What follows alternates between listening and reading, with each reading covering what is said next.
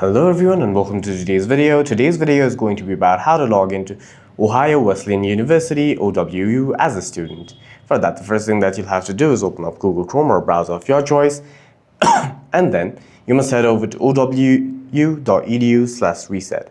That is owu.edu/reset.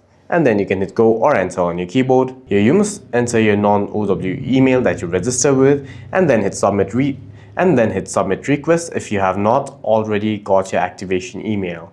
If you've already got your activation email, you must click on the link to first activate your account. After that, you can head over to the search bar one more time and then in the search bar you must type in OWU, login, and then hit go or enter on your keyboard. After that, tap on the first link.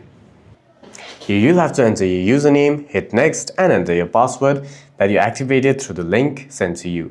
For any further questions, please feel free to leave a comment down below.